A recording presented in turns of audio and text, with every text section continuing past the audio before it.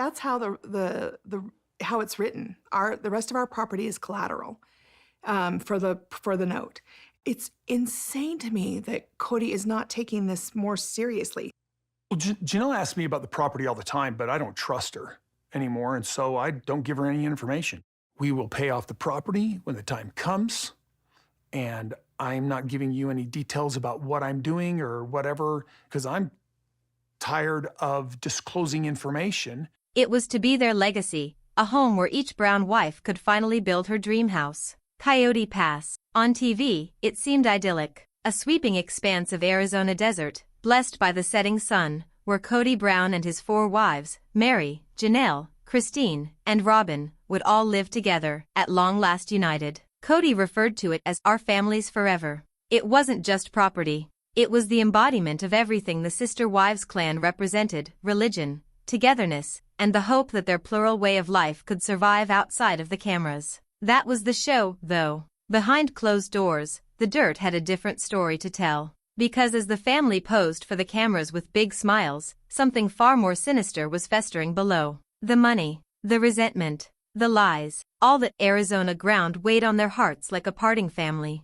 It began with the move. Departure from Las Vegas would be a new beginning, an opportunity to leave judgments behind and create something authentic. But as they packed their houses, as they shared furniture and memories, the fissures already existed. Janelle was practical, ever concerned with planning and finances. Christine was in tears, tired of working so hard to keep the peace. Mary sat in silence. Her marriage to Kody now boiled down to stilted stares. And Robyn, newest and best beloved wife of all, stood to win it all. Kody, ambitious as ever, assured them Coyote Pass would make it all worth it. But it's easy to make promises when there are cameras in your face. When the lights went out, Kody's dream looked less like a family strategy and more like a power move. Janelle spent her paychecks, savings, and even retirement on that land, believing it was an investment, a future for her kids. But paperwork and ownership didn't come close to the promises made to her. Christine began to question the strategy altogether. Mary lost faith in it altogether. And Robyn? She was unscathed by the tension, secure in her new Flagstaff estate. The tension coiled like a storm over Coyote Pass. Funds were dwindling, trust was drying up, and behind closed doors, the family who founded their lives on faith was beginning to lose it. Because the truth about Coyote Pass wasn't in contracts or deeds. It was in betrayal, debt, and denial. And when the storm at last broke, it would level all that they constructed. Money has ever been the unspoken language of reality. And at Coyote Pass, figures spoke a truth that words never could. Early on, the Browns peddled the dream of oneness: 5 houses, 1 family compound, and a common future. But oneness doesn't pay the bills. And beneath each beaming interview was building debt, hidden loans, and silent sacrifice. Janelle, the pragmatist that she is, took it upon herself to make the dream a reality. She sold her Las Vegas house and plowed the proceeds, hundreds of thousands of dollars, straight into the land at Coyote Pass. She thought it was an investment, something that she and her kids would have someday. But as the years passed and the land lay fallow, a question started to build: where was the money actually going? Because the permits weren't advancing, the contractors weren't summoned, and the so-called family fund that Kody controlled dwindled by the month. Kody would say to the cameras, "It's all for the family." But the figures told a different story. Mortgage payments, loans, and even household bills started to merge into a haze. And while Janelle was residing in a trailer on the dusty land she thought she owned, Kody and Robyn were settling into a $1 million house downtown, financed, in part, by the very pool of money that was supposed to be shared. The bank statements were incriminating. Coyote Pass was no shared dream, it was an economic sinkhole. Janelle's investments weren't even entered as investments. They were referred to as family support, a term wit. Kody dismissed it with his signature confidence. "It's complicated," he'd respond. "It's all being taken care of." But the reality was, even he could not take it anymore. There were bills stacking up. The money from the show had been stretched thin. And Kody's dream, 5 houses, 5 wives, 1 father figure, had turned into a tunnel of debt and resentment. Then there came the breaking point. Janelle, fed up with waiting, took matters into her own hands, parking an RV on the vacant land. It wasn't glamorous. It wasn't comfortable. But it was hers, or so she believed. Until one day, she had a question for Kody that he'd been dodging. Whose name is the land in? And when he answered her, when the truth finally emerged, it shattered everything. The deeds weren't balanced. The property wasn't divided equally. Janelle's name wasn't on what she assumed she owned. She hadn't been investing in her own future. She'd been subsidizing Kody's dominance. And that was only the tip of the iceberg. Because when Christine finally discovered just how deep the lies ran, the family's cohesion wouldn't simply shatter, it would detonate. Every family has a breaking point where silence becomes truth. For the Browns, that day arrived when Christine finally opened up. For years, she had taken the emotional burden of the family. She posed for the cameras, played peacemaker, and supported Kody's vision, even when that vision was falling apart around her. But beneath the smiles were restless nights. Arguments instead of talks, promises turned into lies. Christine had watched it all unfold, Janelle's sacrifice, Mary's loneliness, Robyn's rise, and deep down, she knew what was coming. Coyote Pass wasn't a dream anymore. It was a battlefield. And Kody, the man who once claimed to love all his wives equally, had chosen his side. The favoritism toward Robyn was no longer subtle, it was blatant. Every choice was centered on her. Every plan was created with her in mind. And the other wives waited patiently for things to move forward, while Robyn was living in luxury, in a house that represented all that Kody had vowed, but only to one. Christine knew the truth. And when she spoke it out loud, it shook the family to its foundation. I don't trust Kody. I don't think he views me as a wife anymore. Those words weren't anger. They were freedom. Because for the first time, Christine was speaking up what the rest of them were too afraid to hear. Kody's vision wasn't about oneness. It was about domination. The point of no return came stealthily, one night after another family meeting that yielded nothing. Kody monologued about money, about spirituality, about patience, but Christine saw through the act. When he spoke of family loyalty, she heard manipulation. When he said spiritual duty, she listened for guilt. And when he gazed at her and told her, "You need to be patient," she knew she'd waited long enough already. Christine packed the next morning. No shouting. No dramatic goodbye. Just quiet, deliberate movement, the sound of someone taking back their life. The cameras saw flashes, the boxes, the tears, the children hugging her tightly. And for the first time, Christine didn't care about the headlines or the judgment. She cared about peace. She left Coyote Pass not because she lost faith in family, but because she lost faith in the illusion of one. Her exit was the start of the end. Because when Christine walked away, she didn't just walk away from a marriage. She revealed the secret that had been hidden for years. Kody's empire rested on promises that were never intended to be fulfilled. And now, since Christine was gone, the foundation of said empire started to weaken, one secret at a time. Every storm has its calm, but sometimes that calm is the most haunting part. For the Browns, that silence belonged to Mary. She had been there since the beginning. The first wife. The cornerstone of the family.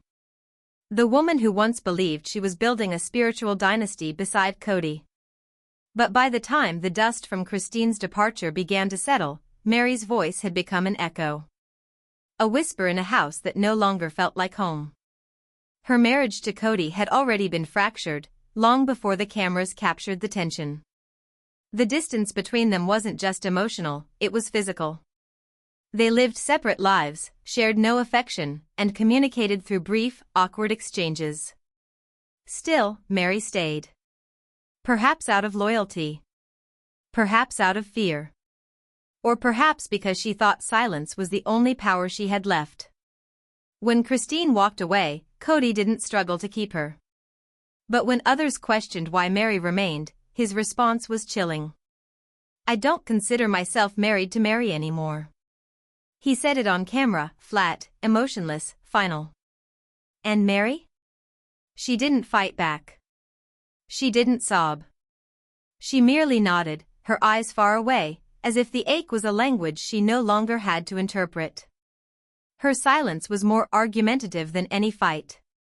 Because Mary knew something that few others did, the family was already lost.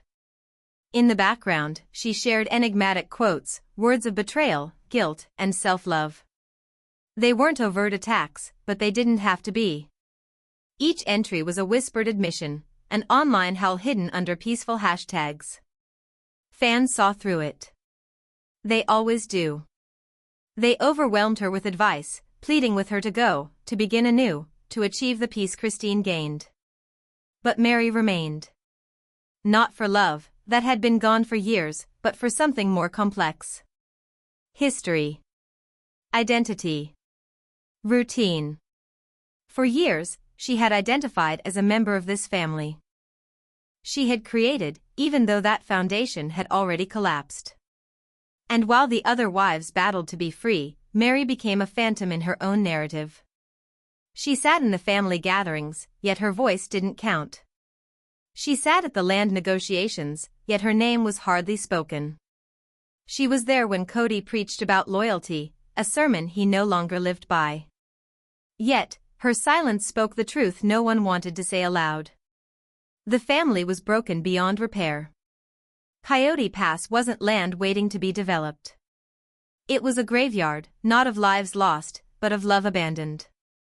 And while Christine's departure made headlines, Mary's silence became prophecy. Because in the end, silence does have a way of enduring more than everything, even the deception. There is a queen to every kingdom. And in Kody Brown's broken kingdom, that queen was Robyn. Everything changed when she came into the family. The rules. The money. The emotional equilibrium. What began as harmony gradually became hierarchy. And at the pinnacle, where equality was meant to reside, Robyn was inaccessible. Kody always said plural marriage was all about equality. That he loved both wives the same. But actions speak louder than words. And every move directed towards one place, Robyn's. When the family relocated to Flagstaff, Kody said everyone would have to sacrifice for the greater good. While Janelle and Mary moved into smaller homes, while Christine filled boxes and worried about her future, Robyn and Kody shopped for houses. Not for a starter home. For $1 million house. Marble floors, high ceilings, a large backyard, the sort of house the other wives were warned they couldn't afford. It wasn't about luxury. It was about message. While the other wives were staying in RVs, apartments, or leased offices, Robyn's mansion emerged as the new family base. And Kody rationalized it. 30,232. She had created, even though that foundation had already collapsed. And while the other wives battled to be free, Mary became a phantom in her own narrative.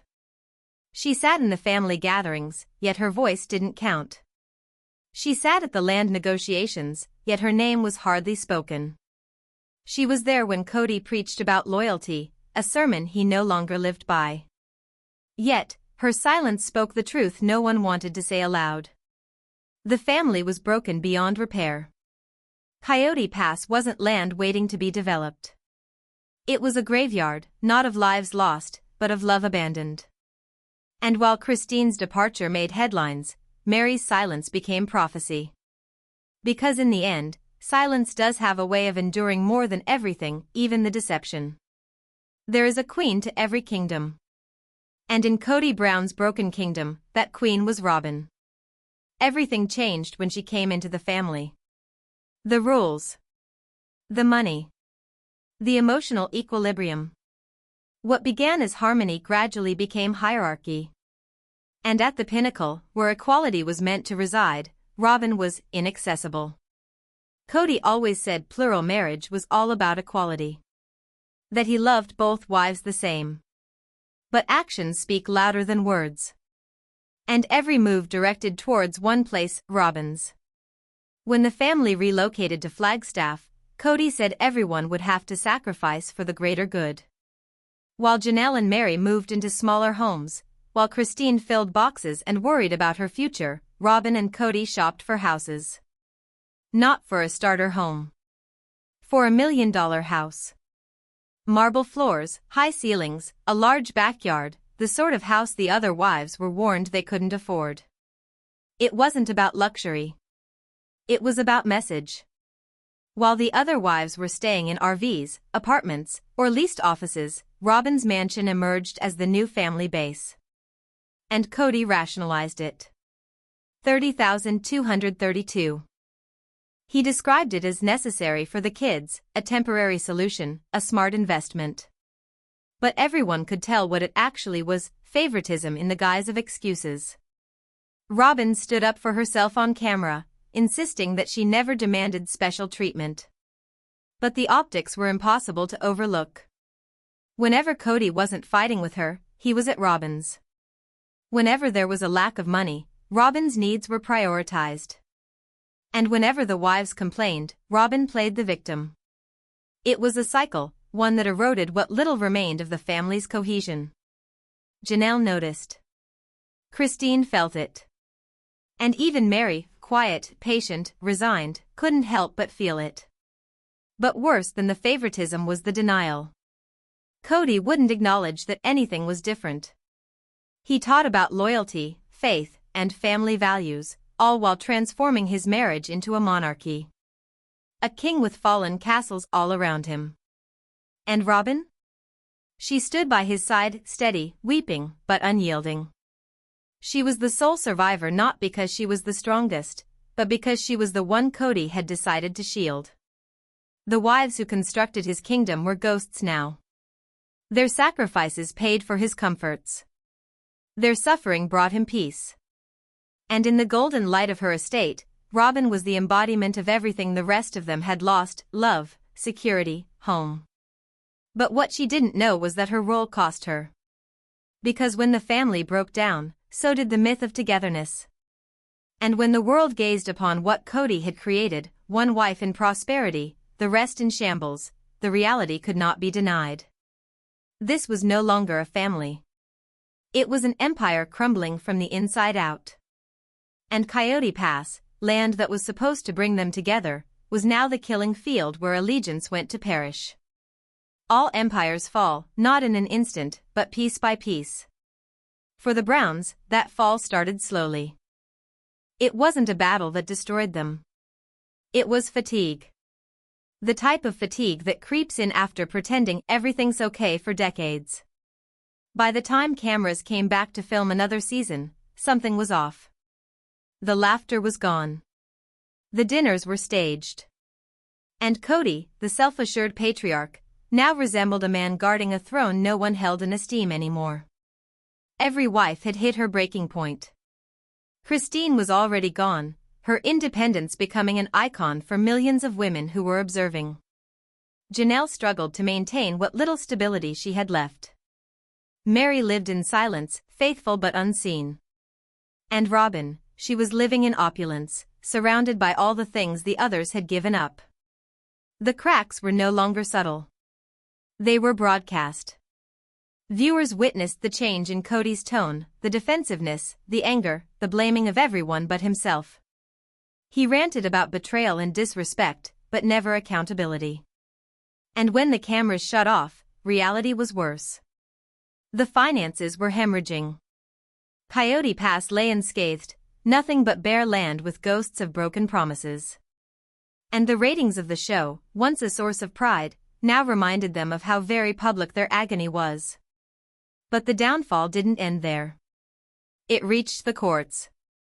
When papers emerged revealing how funds had been managed, fans finally got to see behind the veil. The parcel divisions were not defined. The ownership records didn't jibe with what the wives had been told. And that's when Janelle, the one who'd put in the most, realized the unthinkable. Her years of investment meant nothing in the law. They weren't investments. They were family contributions. A label that wiped out everything she'd built. The emotional meltdown turned financial. Financial meltdown turned legal. And the legal meltdown turned public. Kody, wanting to hold on, doubled down. He framed himself as the victim of disloyalty. He charged his wives with undermining the family. But the words only made it worse. Because by this point, the wives weren't just frustrated, they were united in disillusionment. Different roads, same destination, the dream was over. Coyote Pass had transitioned from a beacon of hope to a cemetery of shattered trust. The earth was desolate, the money depleted, and the family who had once sermonized unison had become the very essence of division. As Christine stood in her truth and Janelle called out the untruth, the fans began to ask questions too. Where did all the money go? Who actually owns Coyote Pass? And above all, who will be left when the dust finally settles at last? The answer was unfolding. But when it did, it wouldn't simply break up a family. It would reveal the empire that Kody Brown spent years constructing, and how quickly it unraveled. Coyote Pass remains there, quiet, vacant, untouched. The wind blows over the Arizona hills, whispering the specters of vows never fulfilled. It was once going to be the Browns' forever. Now, it's the burial ground of a dream. Janelle's money is gone. Christine's trust is shattered. Mary's silence has become resignation. And Robyn, the last wife standing, is left defending a king with no kingdom. Kody Brown's empire, once built on unity and faith, now stands on the edge of ruin. The court documents, the public brawls, the tears, they weren't reality TV show moments. They were the tabs of a decades-long breakdown. For years, Kody boasted Coyote Pass was evidence of his legacy. But today, it's evidence of his downfall. The land for 5 homes still sits undeveloped, the fences still uninstalled, the foundations still unpoured. And the fellow who once vowed forever has been left with nothing but dust and regret behind. But here's the kicker. Even today, rumors abound. Truths of new business filings, behind-the-scenes property transfers, and cryptic accounts that still trace back to Kody and Robyn. Another deal is being cut, one that could rewrite who truly owns Coyote Pass. Is it a last-ditch effort to rebuild? Or some other con waiting to be uncovered? For the Browns, the cameras will stop rolling. But the consequences never cease. Because ultimately, Coyote Pass isn't merely property. It's a reflection. A reflection of all the broken promises, all the lost money, all the tears cried for a dream that never existed. And somewhere in the distance, under that Arizona sun that shines like gold, the land still waits, holding its secrets, holding its silence, holding the truth that no one has yet had the courage to speak.